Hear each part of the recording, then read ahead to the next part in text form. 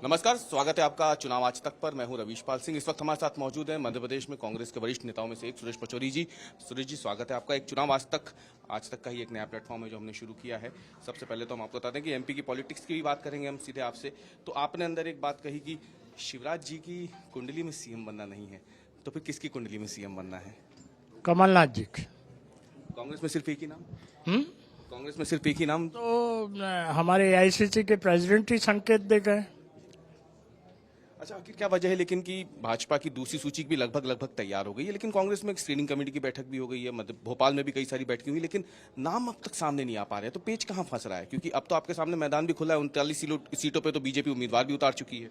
देखो, मैं screening committee का मेंबर हूं, तो अधिकृत रूप से तो मैं ये बात नहीं कह पाऊंगा, लेकिन कांग्रेस की लिस्ट में कहीं कोई मतभेद नहीं है और हमने विस्तार से सारी सीटों पर विचार कर लिया है। कितनी सीटों पे, जो पहली सूची अगर आती भी है हाल फिलहाल में, तो कितनी सीटों पे आपको लग रहा है? कह रहा हूं कि अभी मेरा उजागर करना ठीक नहीं रहेगा। अच्छा, एक बात कर लेते हैं कि जब बात करते हैं कुंडली की, आपने की तो कुंडली क्यों बिगड़ गई शिवराज सिंह चौहान जी की? 2018 में भी आप ये कहिए, आज मैं ये नहीं कह रहा हूँ, 2018 में भी एक जनसभा हुई थी भिंड में, और वो समय की बाइक देख लीजिए, हमारे सब सीनियर नेता मौजूद थे। तभी मैंने कहा था कि इस बार कांग्रेस की सरकार बनने जा रही है। तो लोगों ने शायद सोचा कि मैं राजनीतिक दृष्टि से बोल रहा हूँ, लेकिन मैंने राजनीतिक जो परिस्थितियां प्रदेश में निर्मित उस समय थी और आज है, उसी आधार पे आज भी कह रहा हूँ कि मध्य प्रदेश में कांग्रेस की सरकार बनेगी। एक सवाल सर ये था कि काउंटर की बात जब आती है तो बीजेपी अगर लाडली बहना लाती है तो कांग्रेस नारी सम्मान लाती है, बीजेपी जन आशीर्वाद यात्रा निकाल रही है तो कांग्रेस जन आक्रोश यात्रा निकालने वाली है। कब से निकलेंगे? कोई काउंटर नहीं है।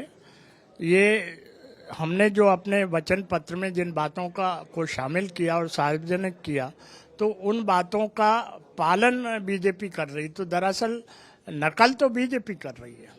तो आपको लगता है कि हिमाचल और कर्नाटक के बाद मध्य प्रदेश में भी नारी सम्मान योजना जो है वो कांग्रेस के लिए एक बड़ा गेम चेंजर साबित होगी? न केवल नारी सम्मान योजना, न केवल गैस सिलेंडर की कीमत जो हमने 500 रुपये रखने की घोषणा की है वह, बल्कि प्रदेश में जो स्थिति निर्मित हुई है उस सबके मद्देनजर मैं पूरी तरीके से ये भरोसा रखता हूं कि मध्य प्रदेश की जागरूक जनता, मतदाता कांग्रेस के पक्ष में मतदान करेगी। एक सवाल बस आखिरी आपसे रहेगा, सुरेश पचौरी जी चुनाव की रेस में है या नहीं? नहीं। लोकसभा?